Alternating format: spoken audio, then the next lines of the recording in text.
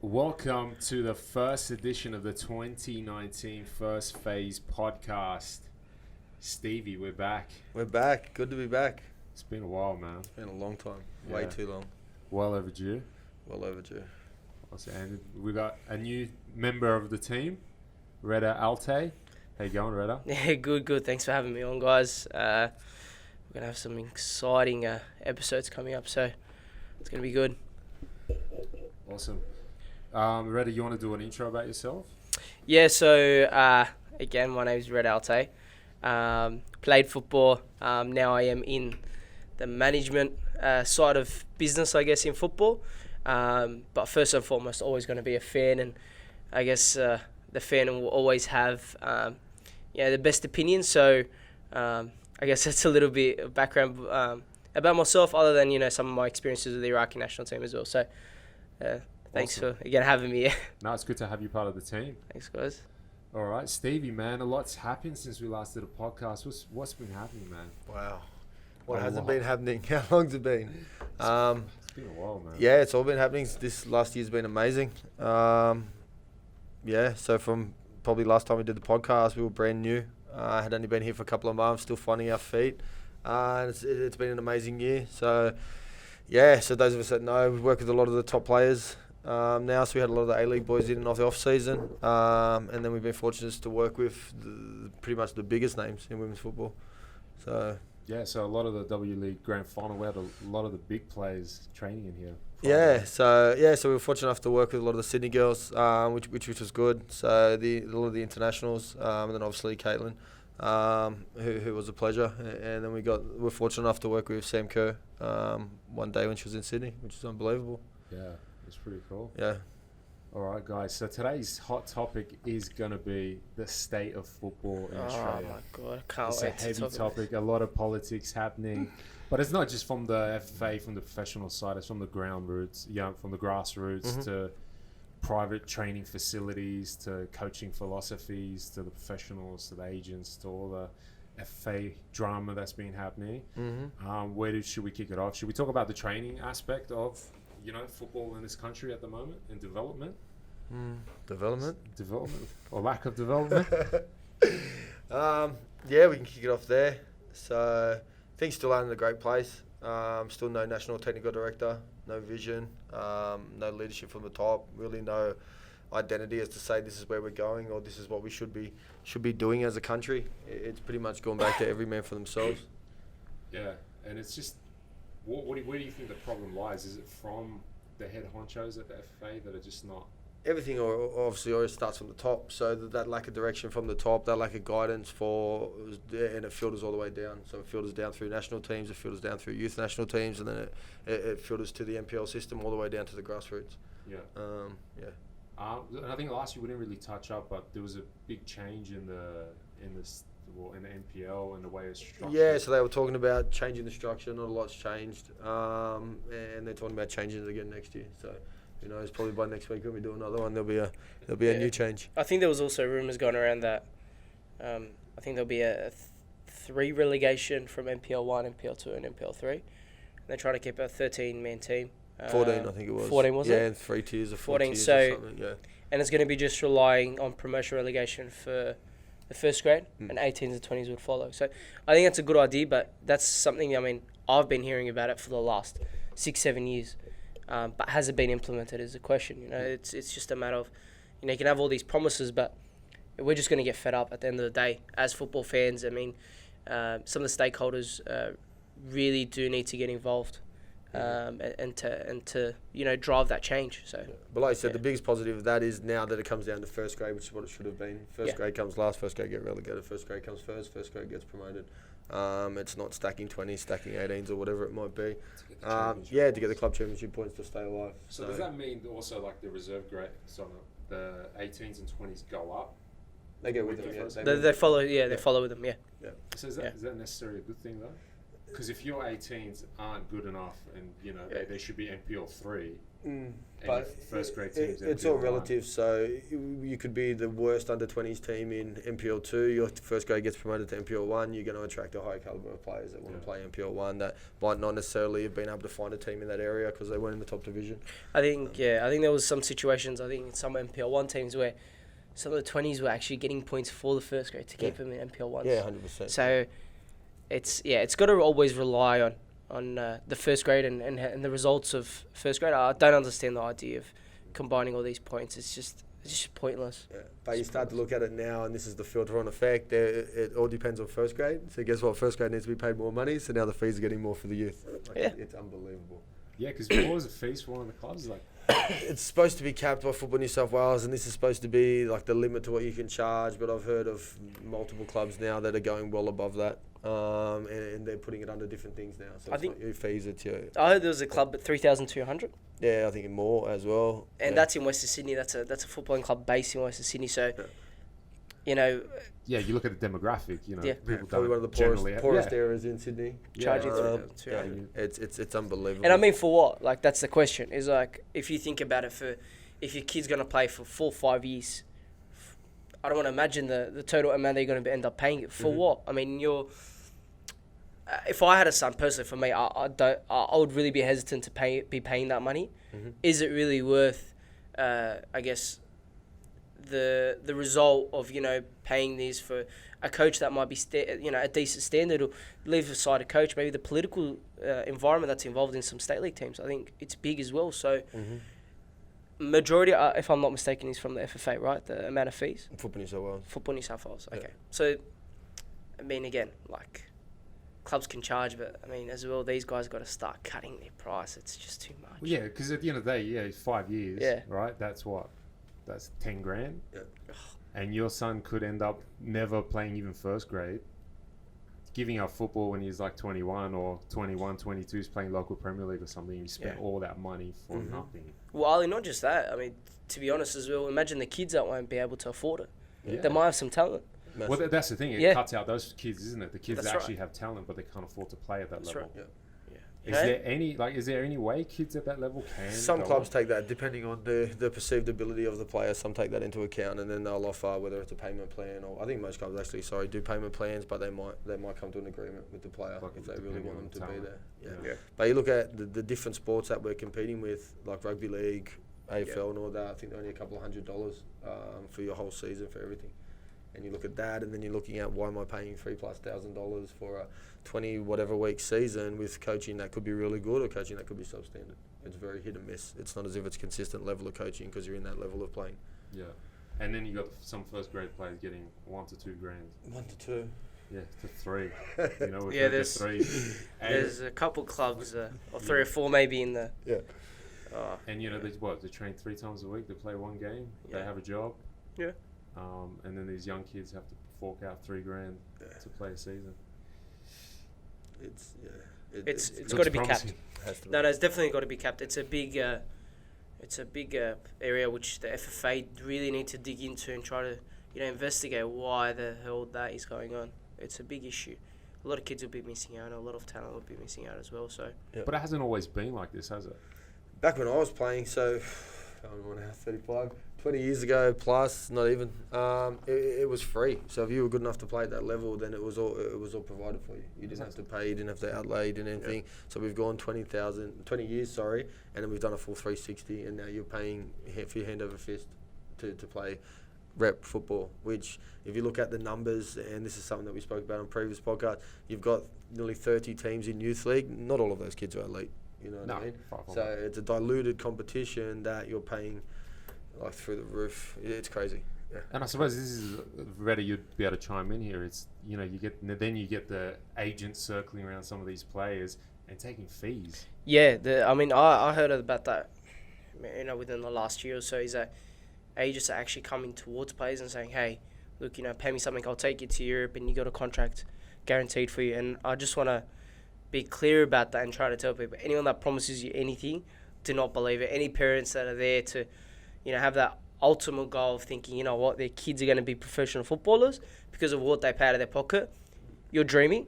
It's not how it works. An agent can only do so much for you, but at the end of the day, it does rely on, I guess, the player. There's some of the decision makings they make, what clubs they go to, what coaches they work under. That's a big factor. But yeah, it's an issue that has been coming up, and I think people are starting to fall for it. But just again, any parents that hear about it, a big no. Don't do it. The only thing that's guaranteed in football is that nothing's guaranteed. That's exactly right. That's the only Perfect. thing. Yeah, That's the best way. Yeah. It's empty promises, really, from Yeah. people that don't have the authority to make these promises either. Yeah, I mean, some of them, but from cases from what I know, will actually send them to Europe. And they'll be saying, look, you're playing against a Man City, and then, who is that Man City team? Is it really the elite athletes of Man City at the age of under 14s, 15s? That's the question you'd want to be asking. Mm-hmm. I'm pretty sure the 14s and 15s would be probably playing in the 18s. Mm-hmm. So that's something to really take into consideration. Is it worth paying the 8, 9, 10 grand that they might be charging for that? Whereas there might be little extras you might be doing in the off season to try to progress your career, or maybe even asking that question to your coach, because at the end of the day, an agent can't train you on the pitch. He can create pathways for you, but also that depends on the market and the openings of do they want to play here, do they want to play there. But yeah, I mean, essentially, yeah, it's an issue. It's an issue that does need to be addressed. Yeah. It definitely needs to be addressed, because the problem is they sell a dream to parents. They can't afford to pay for this dream, and they think this potentially, this all sounds great, this is going to change our lives. And then they invest money they don't have into these things. It's heartbreaking. To see that people do these things to other humans. It needs to be stomped out. It needs to be stopped, and these people need to be called out. Yeah, because ultimately you're tapping into parents thinking their kid's going to be their future, their golden ticket. Yeah.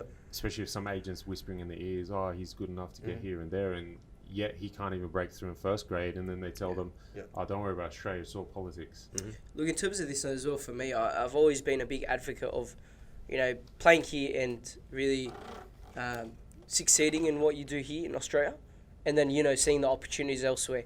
I think it's a big mistake where parents, send their kids at a small age and say, look, you know what, Australia's full of it, we're not going to have anything good come out of it. So, you've got to start from here, you've got to start from scratch, because at the end of the day, basically in Europe, it's going to be much harder than what it is here. That's the thing. Demand is some plays that, and the sacrifice that their kid would have to go through. It's definitely as well. Yeah. Consider it. Yeah, well, you're comparing your child to a kid that lives locally, in say in England or whatever. So it's not costing them what it's going to cost you. Yeah. And a lot of these aren't even trials. They're tours. Yeah. I mean, I can use one as an example where, one of the A-League teams, youth players, he was offered a first-team contract. This was maybe about 2 years ago. And he was promised by an agent that, he'll take him to Espanyol and he'll get signed at Espanyol. So I turned around to him and said, hey, mate, how old are you? He goes, I'm 17. I go, there's no way in the world legally you can play in Europe. Mm-hmm. You do not have any descendants from Europe to attain a visa. So whoever's telling you that, don't go there. And he actually ended up and lost a deal to someone with the first grade. So, I mean, these situations do happen, and it can happen to the NYL, the NYL level. And and it's in terms of education as well. We need to remember that. We need to educate our players, and the PFA have been doing really well by, taking that step by, trying to educate players and letting them know, hey, if you have any questions about a certain person or an agent or a coach, let us know first. So that's why we do have the PFA involved, but these are some of the situations that does occur. PFA is only available to professional players, isn't it? It is, but I mean, in saying that, I think they would definitely be able to, help someone on an NYL level, seeing the goal that they might be a professional athlete in the future, Yeah. But this is obviously, it has the ultimate effect on the training and the development at a younger age, because they're bypassing the gateways or the levels they should be going up to kind of determine how good they are. And you've got the agents as well that are coming in promising stuff, and then you also have coaches, private coaches that come out, promise players, come train with me, pay $90 guaranteed contract overseas. Yeah, guaranteed contract. I'll guarantee you a trial. One of the things, most recently, one of these academies said, every year one of our players will be guaranteed a contract overseas. Yeah. And then you get that, and I think there's all. But how good does that sound if you're a parent? That sounds amazing. Yeah. It sounds amazing. Or they have, ex-pros that, they played overseas at one stage or didn't play overseas but were signed in that environment, coming back saying, I can help you get over there because I've got contacts. Mm-hmm. And we saw that recently with, a group in Canberra doing the same thing. Mm-hmm. And then the player's like, I don't know, should I go NPL or should I go to this academy instead? Mm. And you're like, well, yeah, from a parent, how do they know any better? Yeah. And this is where now, how many of these private coaches or academies are popping up everywhere? They're not agents, they don't have connections, but they promise you, I'll get you to this level. And it's not attainable if you don't have the talent. Mm-hmm. Yeah. And Steve, you see this on a regular basis where parents are telling you, my son is this, my son is that, he's phenomenal. And you see them and you're like, well, I've got, 12-year-old kids that are, at a better level. And that's not to be disrespectful, Mm-hmm. but that's someone that's been fed the wrong information. Yeah, like, what's your take on that? Yeah, it's just that perspective, and it's that being realistic about where your kids are at. I agree 100% with what Red has said about, especially males. So I'd lean a little bit different on the female side, but on the male side, establishing yourself here, crack that A-League level, go through and make a name, and then start to move overseas. The difference between the women and the men here, but is obviously our men are ranked what? Oh, I don't even know anymore. Yeah, Probably in it's nearly like 60s. triple Yeah. digits. 60s. Yeah, where our women are ranked in the top 10, so they're a lot more. Once you've cracked it here in the W League or whatever, there's a lot more opportunities for you to go overseas. You're in more demand than what an Australian male would be at the equivalent level. Because a lot of W League or Matilda players, they play overseas as well as playing in the W League. Yeah, a lot of them. So the majority go and play in America, and then there's others that go into Europe. So, yeah.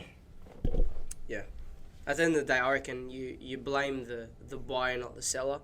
The person that's going to sell it to you, he doesn't care. He'll tell you, I promise you the world. Mm-hmm. I think, again, it comes down to parents, and, it's very important for them to ensure that, they're asking the right questions to the right people, and whether that's, asking coach that coached your son 2 years ago, asking someone that's reliable to the family that understands football is a very important thing. Mm-hmm. Because at the end of the day, nothing is worse than seeing a kid's promises. You promise a kid something, and when you don't deliver on that, their heart just shatters and breaks. So, from that perspective, I guess from a humanitarian perspective, it's pretty sad to see. But essentially, yeah, I think parents should need to take initiative in. Because that kind of stuff isn't regulated, is it? It's not, there's no FA or any governing body that are checking the credibility of these agents. I mean, I can start an academy tomorrow, and essentially, I can promise kids, 3, 4 kids, I can get them somewhere. At the end of the day, that comes down to my reputation and stuff like that. But some people don't care; they'll still do that. Mm-hmm. But yeah, again, it's the parents. For me, I think parents should be asking the question. They have responsibility to ensure that they're making the right decisions. Yeah, because it won't stop someone from going overseas, doing a stadium tour, take a couple of photos, at Chelsea, Which is stadium, good. I mean, some coming of it back, is going, good. I just had meetings over with Chelsea. About the people that are selling the dream. Yeah. I mean, it's good. In a way, some things is good. Real Madrid. In a way, just had a meeting. Yeah, some of this might be good, in terms of going to Europe and taking a bunch of kids and they might play again. But it's the promise, and it's telling them, I will turn you into a professional. Yeah. It's false. Yeah, you cannot 100%. Promise that to anyone. It's go there selling them the experience. Yes. That's it. Look, you 100%. go play, see what it's about over there, live a little bit. Yeah, 100%. Agreed. Yep. And we've got a lot of players that go overseas and are playing third division in Europe and living there playing, all season just for that experience to see what it's like to be a pro. Mm-hmm. We've had a couple that have left just here recently. 2 in Holland, 1 in Spain, 1 in Greece. Just playing in the lower leagues, just trying to get that, put the work in, get your name out there. Sure. And that's the other thing, you have to have that drive, that to sacrifice, and I think that's what you don't see, especially in the NPL level. A lot of them just waiting to get handouts. But if you're making big money every week, what's your motivation to go and 100%. play that level where you might be making less money than what you're making in the NPL? You're making $1,000 a week in your job, and then you're $700 guaranteed every week just to play, just to make the team. Who are you paying for if you're only getting $700 a week? But that's what I mean. That's not even an elite player. Yeah. And then there you go. You got $2,000 a week. Yeah. What motivation do you have? You don't have to sacrifice anything. What's minimum wage in the A-League? I believe it's 40K. Yeah, but is that youth pro? No. That's not even youth pro. Because youth pro is like 35K or something. Yeah, youth pro is a scholarship. Yeah. So, I believe it's 40 or 45. I think it's a minimum wage or just a regular job as well. So. Well, you can't even get a regular job if you're in that environment because you got to train. You've got to train every day at middle of the day. Yeah. And I suppose this is, again, like Steve said, you look at Australia's ranking, it's telling that there's something happening at the grassroots level and the way it's kind of going up. Yeah. From coaching academies to agents to everything. Everything. Yeah, I guess then it comes down to probably if we take it to the next step is breaking into the A-League. And, what are the chances there to break into the A-League? And the chances are very, very slim. You see just in the Western Sydney area, Western Sydney's got, a very good reputation by bringing in some of the best talents, best youth talents. It's promoted, or I guess through the history of soccer replay, most of them come through the Western Sydney area. And Wanderers are doing a good job by doing that, but there's still a lot of kids waiting there that do deserve that opportunity as well. Yeah, but are Wanderers doing it by choice or by circumstance? Well, I guess it's just like saying you live in a $1 million house because it got given to you, but not just sitting here and saying the Wanderers are doing the best and all of that sort. But if you look at it, I'm going to name some players. You got Tate Russell, you've got Tass, you've got Machu, you've got Grossos, you've got Majok, Shabo, Bacchus. All these kids are actually from Western Sydney. Besides maybe Tate Russell, because he's a Wollongong boy.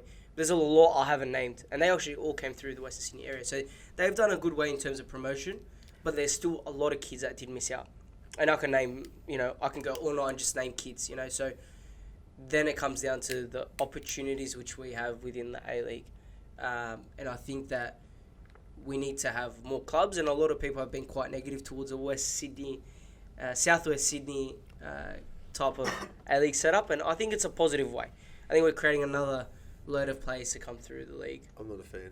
Yeah, I know we you're spoke not about this the other day. I suppose that brings us to another topic, is now you've got two teams kind of competing for the same fan base. Yeah.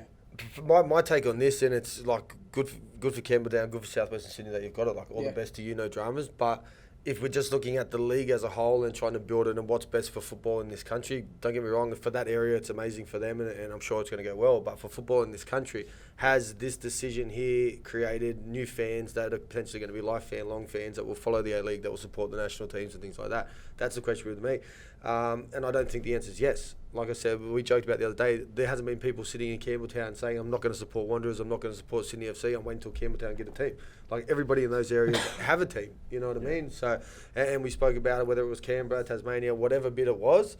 But if you went to a new area, straight away you're going to have to create new fans there because people are going to have to go support that. You know what I mean? If that's in an area where there's not already a team, then people are going to go support that. That's my concern about this, that potentially if this was the second tier or this was our 20th team that we've introduced to the comp or something, no dramas. Story, yeah. But when we're still building and still trying to find a foothold in the sporting landscape here in this country, all it's going to do is divide Sydney fans, it's going to divide Wanderers fans, and that will become the Southwestern Sydney fans. That's my take on it. Yeah. Or Southwest Sydney aren't going to get much fans. Or they're not going to get any fans. Yeah. And it's going to be a flop. And then the same situations in Melbourne. Like, great for that part of Melbourne, but it's the same thing. You can already see crowds in the A-League in general are down, but if you're looking at Melbourne specifically, Victory, good numbers, Melbourne City, like, terrible. Yeah. So that's what you have to think. Where are these people going to go? Why haven't they engaged with City with the money that they have and all that? If they're not going to engage with them, what's going to make them engage with this next one? Yeah. And I suppose that's the other thing is, especially in Australia, like across any sport, if your team's not doing well, your fans do not turn up. Yep. Like it's a different environment in England. They'll turn up at a 5th tier, game every week. Just to support the area. Yeah, just to support the area. Because that's more tribal, because it's your actual town and things like that. Where this isn't town, this is a whole region. It's probably even a sin over there. If you're one side of, I guess in Liverpool, if you're one side of an Everton kind of area and you're supporting Liverpool, it's probably a sin there. Or maybe United kind of setup. Look, it's and that comes back down to, again, we talked about fans, and that also comes back to the FFA, and we need to remember exactly what occurred 3-4 years ago with the Wanderers fans when Sydney Morning Herald posted these photos of all these people saying they blamed them, and there was no process to try to, and there's still no process. There's still no process to overturn some of those rules. And look at, I think it was the other day, I was at the Central Coast Mariners versus Western Sydney Wanderers match. Sorry. And then there was no RBB. It's like, what the hell just happened? Where's everyone gone? Yeah.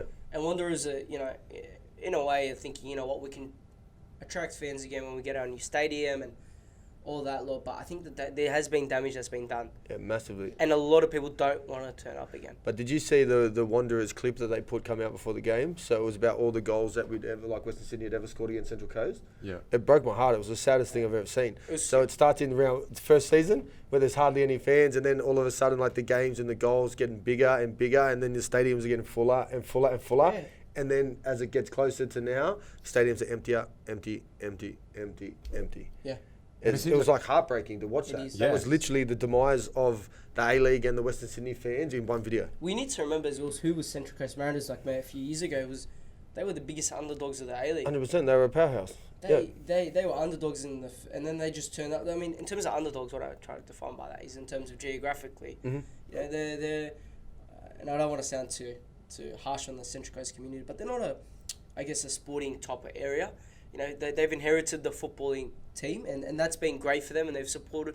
Until this day, you know, you've got Central Coast Mariners fans coming to watch, but going back to, you know, I don't want to go off track, but Wanderers versus Central Coast Mariners, what a game that used to be. That used to be Yeah. They were unbelievable. our biggest rivals to start with, apart from the derby. You know, it was, Yeah. and I think it was the grand final when they played at Allianz. Mhm. The stadium was like Yeah, yellow and red. So Yeah.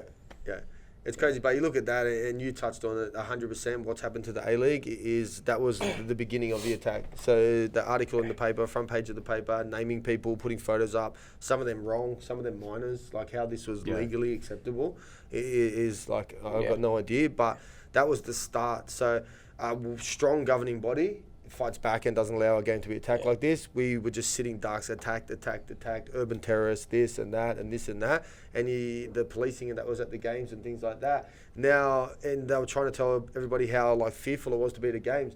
Now I'm sure the FFA would die to have the fans there now that they had a couple of years ago that they were trying to turn it back on. And that's what people said, you attack active support. It's the one thing that differentiates us as a sport from the different ones. At the moment you go there, it's like you could be sitting at any other sports ground in the country. There's no noise, there's no atmosphere. Yeah. I was watching the Wanderers games the other night. You could literally hear what they were saying. yeah, I know. On the field. I could do that. Yeah, Like that, as well. that's terrible. disgusting. Yeah. Well, Like, but now they're pinning their hopes, going, oh, it's because of the stadium doesn't have atmosphere. That's why they're not turning up. We get the new stadium, they'll turn back up. Like, yeah, but what's the That's no excuse guarantee. what's the excuse at every other ground in the country? Yeah. Why are they all dead as well? And you look Exactly. at that. A couple of years ago, like, was the first time me as a lifelong football fan thought we've made inroads here in this country, like we're a legitimate threat to all the other sports and the other sports can see it. Do you think we're a threat now when they look at this? There's no way in the world. And it's died and it's been through a lack of leadership and like you said, allowing the active support to be attacked and then us as a code to be attacked. And that's what's happened. For sure. When you look, could you imagine like all this stuff that's happening in the other sports, take rugby league for example, all this off-season stuff, if that was football, can you imagine like the degree to that it would have been? Like it's unbelievable, but somehow like these things are allowed to happen and nobody stands up and says enough. For You sure. know what I mean? Like I go to the game with my dad, and they were calling all Wanderers fans terrorists. Is my dad a terrorist? You know what I mean? Like it's offensive. Yeah, no. So- And Ali put the question forward was, will they come back? It's going to be very, very long to, bring a lot of these fans back. They actually don't want to go back. Like, I got some friends that were die-hard Western Sydney Wanderers fans, and genuinely they have no Desire to go back. desire to go back or no motivation to go back and join. So it's a big issue. It's a big issue and does rely on the FFA. But then it comes down to the clubs too, and it was the clubs pandering to the FFA. So instead of standing up and saying no, we support our fans and things like that. And what killed me, I think it was last season, was it at the start of the year that the CEO of Wanderers sends out an email to the whole club, to all the members, and then like pretty much threatening the RBB, if they step out of line, we're going to disband the RBB. This was before a ball had been kicked, before a game had started. I think that was when something happened with Graham Arnold, the big. No, this was after, but that was the was season after? before. This was before the season even start. We all got an email as members, and then saying this is what's going to happen if the RBB do this, and literally like turned on their own fans before the season even started. And people from the West, it's a different breed out here. The Westies stick together, man. And to turn on your own fans like that at the start, like if I was one of those people that were in the RBB that was busting my bum every week to get things ready, prepare chants, do all that kind of stuff and go to games, and then that's how you treat it from your own club, like what would be your incentive to go back to the games? You already got like Raptor and things like that, Riot Squad there behind you in the thing, and then your own club says we'll But get rid of you. I think at the moment now the Wanderers have realised it, and to give them some sort of credit, they are working on trying to resolve that issue. But it's a matter of can it happen within a season or within just one season? No, it's a long process. It's going to take a lot of time to bring them all back. And trust me, these Wanderers fans, I think once they became Wanderers fans, it's stuck to them. Like they, regardless, they don't watch the match. They still love the club. Yeah. They still love it.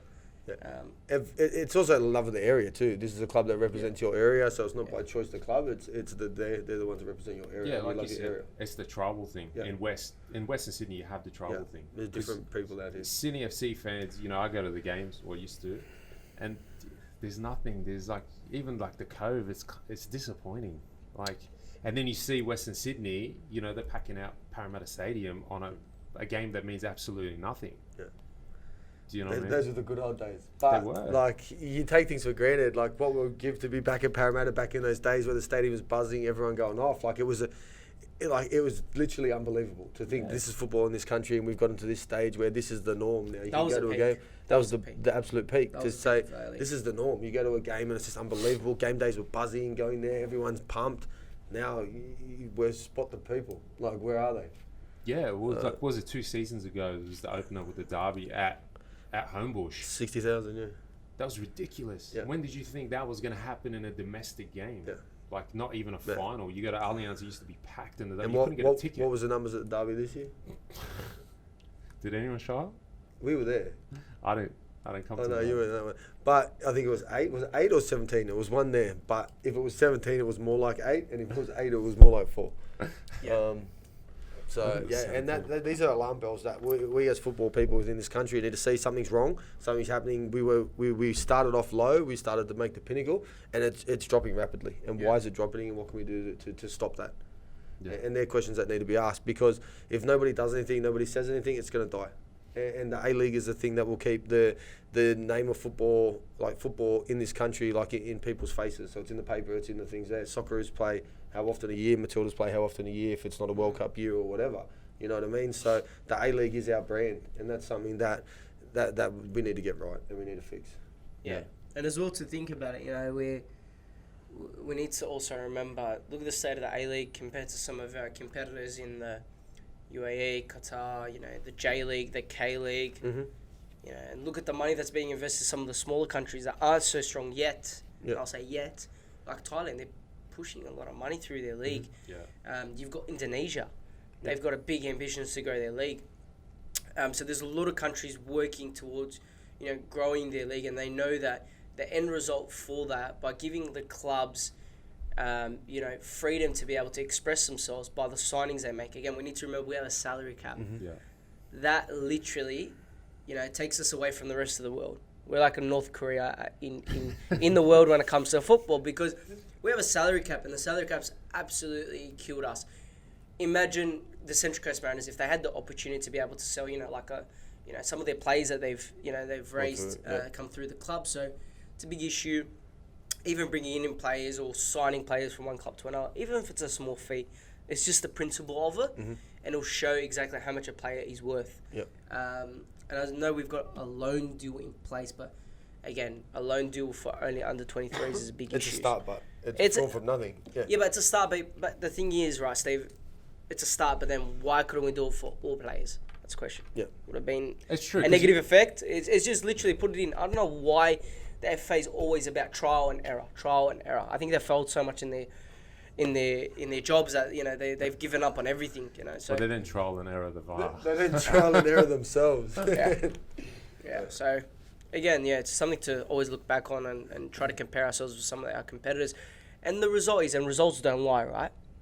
Look at the last Asia Cup, and everyone's surprised and stuff. I actually wasn't surprised at all with some of the results we see. So it was a tough time, I think, for Graham Arnold as well, and some of the preparation he had, and some of the requirements and some of the needs that he wanted, which weren't delivered to him. I know that he wanted another game additional to the Lebanon and South Korea game, which wasn't fulfilled by the FFA. And he was, from what I know, is that he wasn't quite happy with that. So, if we can't back our Socceroos and we can't back the A-League, then at the end of the day, are the people in the offices doing the right jobs? We're paying a bloke $1.2 million, David Gallup. What has he done? That's the question. What have you done? So it's big questions. We definitely do. I know there's a movement now to try to get a B League happening. I heard it yesterday on. Yeah, but that talk's been going on for how long now? I think Was it in their 10-year plan to get a B League? Well, I think one of the FFA board members put up a tweet, if I'm not mistaken, about a B League, and he also called it the Championship. So, and I think that might involve the universities, and financially, there's a lot of backing through there. And I don't know the model of it. I don't know what it looks like. So, if something's there, I guess it will push for other clubs to try to get off that bottom team place, like the Central Coast Mariners, right? And the thing is, Central Coast Mariners need to understand they will, one day or another, someone's going to turn around to them and say, hey, you might need to give up on your license. You guys need to really set a professional standard, because there's a lot of things within that club that needs to be improved. And there's, the table doesn't lie. And that shows where they're at. And the club really needs to move on progressing and professionalising their club. Mm-hmm. Yeah. So, no more about the A-League and its progression or regression? There's always more to talk about. There's always something to talk about. Yeah, well, it goes down. The changes need to be made at the top. And I don't necessarily always think the fans are right, because there's a lot more that goes into it. You have to think about the commercial viability of some of these decisions. You take the cap, you take the salary cap, you could bankrupt a lot of clubs. Do you know what I mean? And that's I can understand that's why they're not doing it, but with the loan deal, the governments within the clubs, but they need to be smart enough to say. I actually don't agree with that, Ali. I was sorry, Steve, but I don't agree with that, Ali. I think that's an NRL concept that's been implemented to us, and we've just stuck by it. Is it though? Because you talked about Central Coast, and Central Coast don't want to spend a cent. Yeah. So that's not going to change for them, even if you change the model. Yeah, I mean, in terms of the cent that Central Coast spend, I think there's the sense they need to spend is off the pitch and not always on the pitch in terms of the players. They've actually got some great players on the park, but there's a lot of things missing within the dressing rooms, and some technical staff, and coaches having the resources, and the physios having the resources to be able to progress their career. Mm-hmm. And then again, we introduced the A-League and the A-League license to set a professional standard. This is definitely not being met. This is semi-professional. But in terms of would this affect some of the clubs that financially, I don't think so. We need to remember, what clubs are we talking about? I think Central Coast is a good point, because they don't have a marquee player, so they don't want to spend the money on a marquee. And the other issue I always also have is the NYL and the academies, I suppose. That's what they pay the players is disgraceful. Some of these clubs, these players are getting $100 a week, playing NPL as well, and their counterparts are on $2,000 a week. Yeah. They have to train 5 days a week. Some aren't even getting anywhere near $100 a week. Yeah, and was it the Wanderers $60 a week? That doesn't even cover your petrol. How are you expecting the game to grow if you aren't even willing to pay your youth players to, give them a bit of incentive and motivation and treat them like professionals? You go around the world, in Europe, they get paid a lot more than that. Yeah. Yeah. So, I mean, if we've got to be fair, it's a bit hard for the clubs to pay some of the youth players some big money. But it's not even big money, but it's how you're going to compete. If you're not willing to do that... It's a bit hard, but in saying that, yes, there needs to be some sort of motivation to help them grow, to try to better them in terms of their footballing abilities. It's a good point. But it goes back to that, you remove the cap, it's not going to fix the problem, because... I think it will, Ali, because we're going to open ourselves to the world. I mean, I actually truly mean it. I mean, I don't understand the purpose of a salary cap. Okay, we need to... All right, let's just break it down here. So, okay, Central Coast Mariners is a club that we're talking about in terms of, remove the salary cap, they're going to go down. But is Central Coast Mariners spending to what that salary cap is? That's the question. No, they're not. But when the other teams go and spend more and they're still not spending, they're going to be scraped right at the bottom of the barrel. Yeah. And that's where they go bust. No fans are going to turn up. They're not going to generate any revenue whatsoever. But that's no different to where they're at right now. But the thing is, they can't go bust because right now they're protected. Do you know what I mean? There's no relegation. I don't think they're protected in any way. No, but that's what Reddit's saying. They're not paying the salary cap now. So no, I know they're not. The salary cap, and if there's no relegation, there's no fear of getting relegated. But so they don't need to go. That's because those good players they have, they're gone. Yeah. They already are gone. Yeah, but the rest of them are gone. Yeah. Do you know what I mean? Even their fringe players are going to leave. They're going to go, I'll get more money playing, for Southwest Sydney. But the thing is, as well, Central Coast Mariners have the capability of, I think all the possibly growing as a club, and I mean that growing as a club. look at where they are. You go to their stadium, they've got one of the best stadiums, honestly. For football? 100%. For football. Yeah. It's amazing. Maybe not the pitch, but the actual stadium, it's amazing. Yeah, for sure. And demographically, they're growing as well. A lot of people moving to the Central Coast. On the weekends, what better thing to do is then go watch football, because there's no rugby league. There's no rugby league team based in Central Coast. Yeah. And you have a lot of rugby league teams playing their, home games there, trying to get some fans in. But there's opportunity there that's not being executed well enough. And I don't think the A-League are doing enough to kind of force their hand. Mm. But, they'll go and tell the Wanderers or the Victory, you need to get rid of your active support. Yeah. I think it's all counterproductive. Yeah. But that's the football politics in this country. I don't think it'll ever stop. It's been around since the NSL days. Yes, sure. And it's just going to keep affecting them until they make a change. But at the end of the day, that fans still turn up. Some fans. Not all fans. Yeah, but what motivates them to go at the end of the day? Something needs to motivate them to go. As well, we need to, as a footballing community, try to join together. And try to find the good path in terms of growing the game, because it feels like the people on Oxford Street and the FFA they're failing big time. Big time. As well, have you? And I've heard it before, and have they asked for any backing by the state government? And I was telling Steve today just before the podcast that the NRL, what is it? Brady Fittler got $400K over 4 years to support the Southwest and Western Sydney, or South Sydney and Southwest Sydney areas to grow the league by hitting the communities of the Indian, the Asian and the Middle Eastern communities to get involved in NRL. And it's like, where's our FFA? Asking the questions to some of the the state government or federal government, especially when elections are coming up. We need to remember as well. So it's a good place to to start. But as then again, who's getting off their butt side and getting the ball rolling? That's the question. Yeah. Yeah, well, I think they spent more time fighting for new stadiums than trying to fight for cash in the game. Yeah.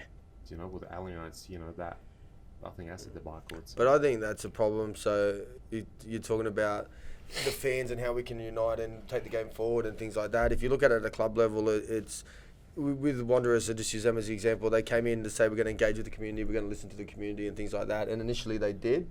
And then you look at things that have gone on in the last couple of years. This player hasn't been re-signed. There's no information why that player wasn't re-signed. This player wasn't there, or whatever it might be. This player's no longer at the club. There's no reasons given. New coaches come, new coaches go, or leave.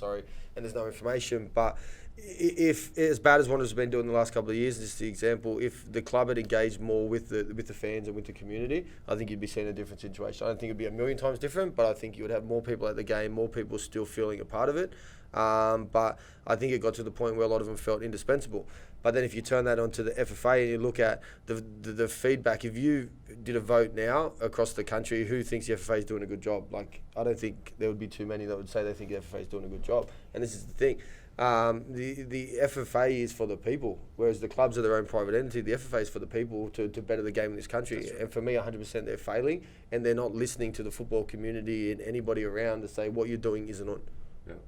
And that's what I think as well. I don't want to, we don't want to always put the blame on the A-League clubs, because I feel like, they're so limited to things. They're restricted. They're limited to things. And always goes back to, the pinnacle and the top of the, the kingdom. And that lies with the FFA.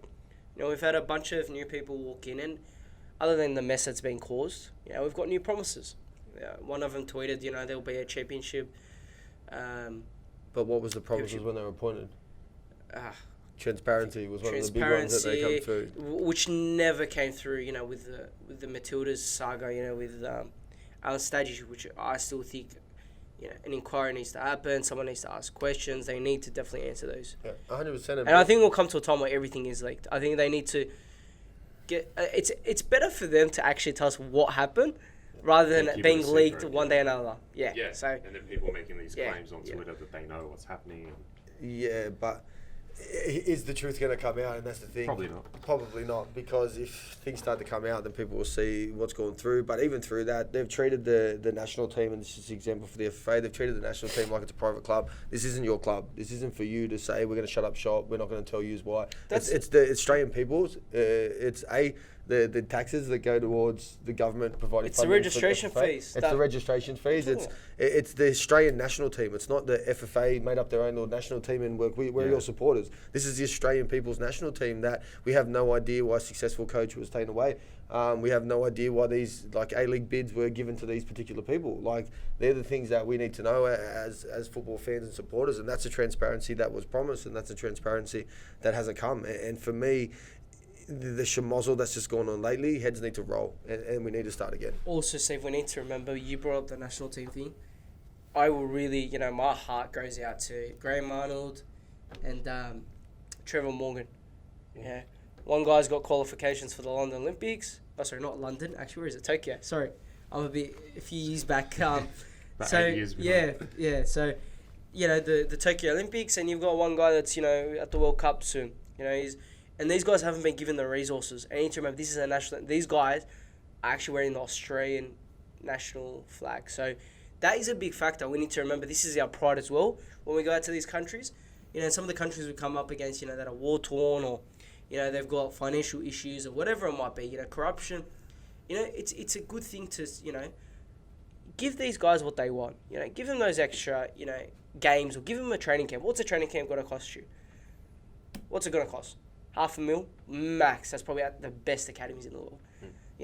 What's it going to cost? I'm pretty sure David Gallup's okay to give us $200,000 out of his $1.2 million. Can't give any of the bonus or whatever. $1.2 million. Are you serious? 1.2 for what? For what? I think big corporations, some of their CEOs don't even get that. But it's crazy. I think we touched on this earlier. But like, in what business can you, like, if you look at when he signed that contract extension, A-League crowds were dropping, the satisfaction in the FFA dropping, and then you're given a contract extension and a raise. Like, where in the business world would that happen? Because I'm obviously in the wrong industry.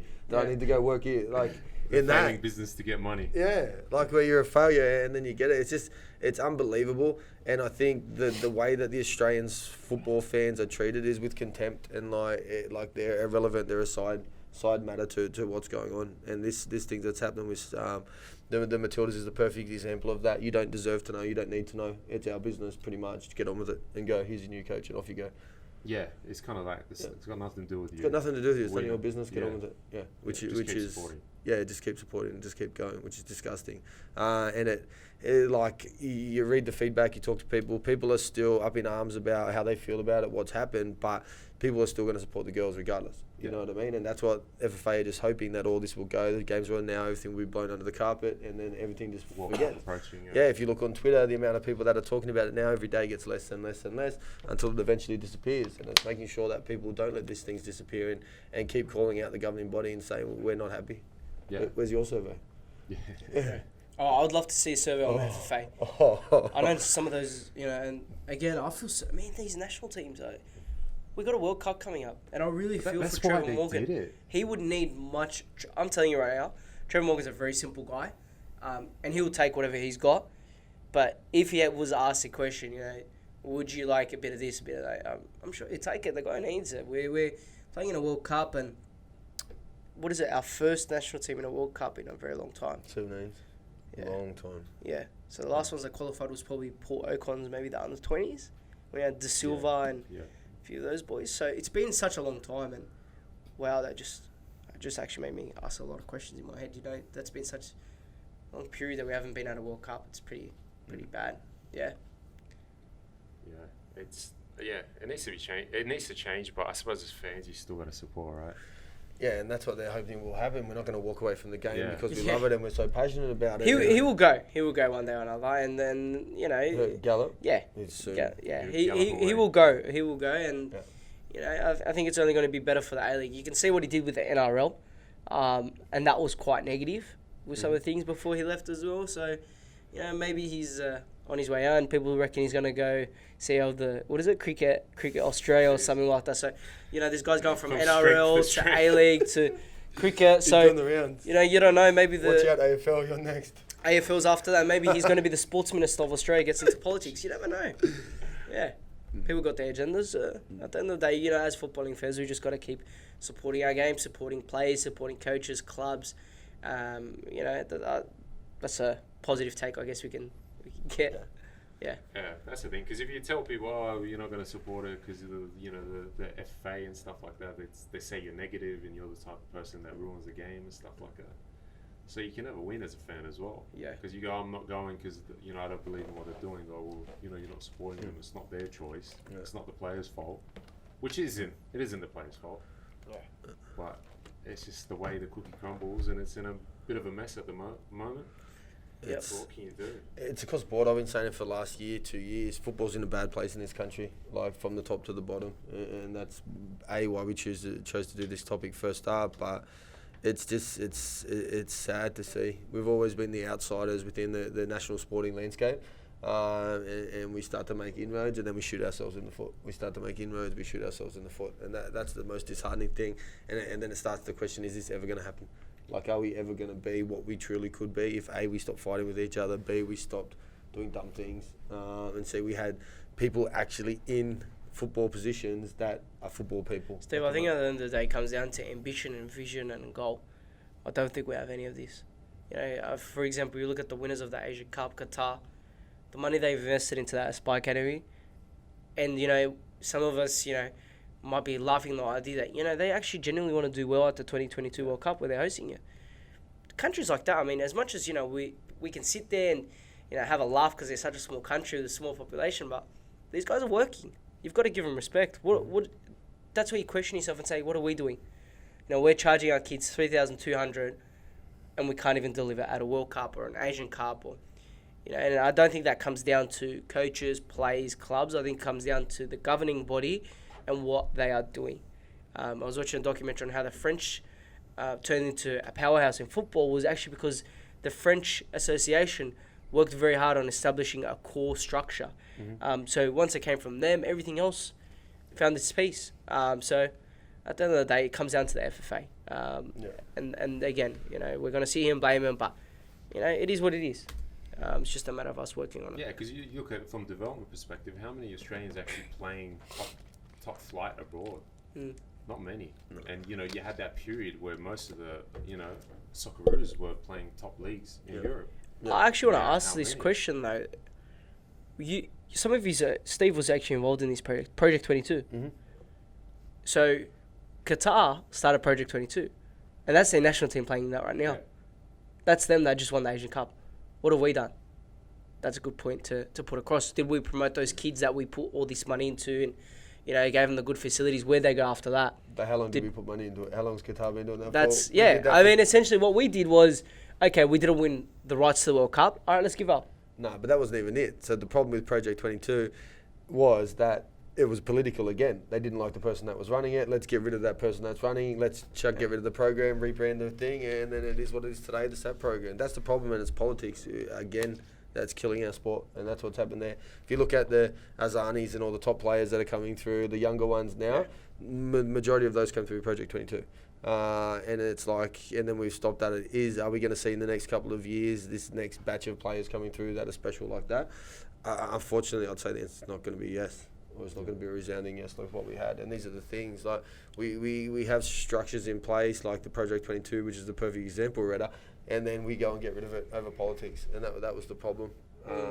Yeah, I mean, look at the Qatari national team. They won the Asian Cup with that same, they started at the same years. They've got 96, they've got 97s, they've got 98s within that national team. So they've progressed a lot. They've had a vision, they've had a goal, and they've went for that. Yeah. Whereas I think we have a goal for, a Band-Aid fix. Mm-hmm. And then that Band-Aid comes off and then, starts bleeding again. So, we need to definitely, get the right people involved to help, again, better the league. We're going to keep saying that, better the league, but it's what we need. We need the right people in, the right brains. And there's a lot out there. There's 100%. A lot of people out there. Yep. There's talks of Craig Foster for the CEO of the FFA, John Didulitza for the A-League job. So positive things there. I think they're two guys that probably do deserve the job. Yeah. But if we look at structures and things like this, so back to the Stajic thing, you've got a person that has more knowledge about women's football in this country than anybody. like more knowledge than anybody in this country, and not only just about the pro players or whatever. He would know in each of the states who the coaches are. He'd know each of the states who are the emerging players that are coming out of these areas. So it was putting structures in place across the board, and the Future Matildas program that they've brought in is his baby brainchild. And somebody that can set us up to be a powerhouse, not just for this World Cup or forever, for whatever, but forever. And to have those structures in place, and we were building a national program that had these girls training consistently day in, day out as a program, best players with best players, which is a similar model of Project 22. And now all of a sudden that's gone. To what degree it's going to change, and whether it disappears like Project 22 did, or if it's in a different angle. But these are we have people like that. Like you said, there's ones out there. That was a perfect example just there, just leading off what you said, that we have these people and then we get rid of them for whatever reason. Yeah, it's a shame. But again, this is that non-stop politics in Australian sport. Yep. You know, it just continue. It's kind of self-destructing, isn't it? Mm-hmm. As soon as you start doing 100%. well. Yeah, that's a perfect way to describe I'm it. jealous of that person, so let's get rid of them. Yeah. Because I want to take the credit now, and you're not qualified to do what they were doing. Or you're not capable of doing what they were doing. Yeah. Yeah. And it's just a shame. But I suppose it gives us that, gives us topics to keep discussing. I suppose that's the thing. You can constantly talk about this all day long. Yeah. Do you know what I mean? And I think as fans, you're just frustrated. The league's not doing well. The national team's not doing well. The women that were doing well, then suddenly they changed everything on them. Yeah. It's just like, well, do you want us to succeed or not? But, yeah. We'll probably wrap it up on that topic there. We've been going on about it for a while. Yeah. We're sick of it. Yeah. I think there's always something to talk about. We could be here all night, to be honest. Mm-hmm. So. Steve, you must be pretty happy with your Liverpool this year. Yeah, it wasn't until yesterday. Let's not talk about Liverpool. I'm still, happy. there's still some games left. And Man City have been choking. No, actually, well. I called it today. I said to one of the Man City kids that was in training, I said, we'll still win it. What do you want about? We'll still win it. I just got a feeling, and I know Liverpool fans say it every year. You say it every single year. But yeah, most of those were delusional. But if Yeah. you look at, we're still in a decent spot. We've still got a decent run. I think the difference is, compared to the past, is this year you've actually been consistent. Yeah, throughout 100%. the whole season, not just one sudden run of wins and you've popped in first place. Because if you look at the last 4 games, we've had 3-0 or draws out of 4. Yeah. Like, you could say they're not scoring whatever, we're also not conceding goals. Yeah. You know what I mean? And that's where you can start to throw it in. So we will see. Definitely do a lot better than my Wanderers. Yeah. So it's either one or the other. It's right? either one or the other. Yeah. Can't have it all. No. So you reckon you're going to win it? Hopefully. I actually do. I You think believe this, it? I just He please, believes just for it. all the Liverpool fans, just this year, please, boys. Yeah. Reda, who do you support? I'm actually a United fan, but That's in the EPL, but I'm a big Madridista, so Real Madrid for me. But to be honest with that game, I would actually prefer Man City to win the title over Liverpool any day. I feel like if you're a true United fan, you hate Liverpool more than you hate Man City. 100%. Yeah, they weren't Yeah. And I think that's the Such same a thing long for period of Liverpool. time. They hate Everton more than No, I hate United more than... they hate United Yeah. more than Everton. 100%. So Yeah. for me, I was cheering for the inside, but at the same time, City's on top. So it's not what I really want. But at the end of the day, At least you guys are starting to actually win games. Yeah, I know. It's been a positive impact with the new coaches involved. Yeah, it just shows that it is, sometimes just the person in charge. Yeah, That it can is. breathe life Yeah. into a team. It's a positive atmosphere. 2 guys came in, Mike Phelan, and even though Mike Phelan's probably doing more to keep Pogba happy than the guys at Central Coast happy, but essentially, look, there's been a positive impact. It's been good for United, and the talk is they're going to offer him the full-time gig, and I think they will, by the looks of it, the way he's Why going. not? Yeah. You're on a run. Yeah. But you know what's going to happen, just like it happens to every other coach the next season. Brr. 5 straight losses, you're out. Yeah, you're out. Thanks for So- coming, buddy. Yeah. You're no longer capable to do it. Yeah, Yeah, that's right. it. I did it on season last year. So, I think it also could be a factor. Players were a bit tied up with expressing themselves, and now they're a bit more free. That sometimes can get out of hand when players are a bit too comfortable. But I don't know. Any time will tell. Time will tell. Yeah, definitely. Cool. All right. So, guys, in the future, we want to hear your questions. Send us your questions. We'll talk about it. We'll give you a shout out as well. But yeah, it's your podcast. If there's stuff you want to talk about, if you want to ask Reddit questions, you want to ask Steve training questions, feel free. This is what it's about. It's about getting everyone involved in the podcast, because at the end of the day, we're a football community and we want to get as many people involved as possible. We're going to start getting special guests on board, so we'll hopefully get some players in the next few weeks, and kind of talk about their experiences coming through the ranks and how they're finding Australian football, and how they made it, or the pressures, or any questions you guys want to ask them. We're trying to give you as much notice of who's coming on. Yep. But yeah, keep listening. Subscribe to the podcast. We'll make it available for Android and Apple, which you probably would know because you're probably listening to it, so you've been able to download it somehow. But I think that's a wrap, boys. Till next week. Awesome. One day. Guys. See you guys. Bye.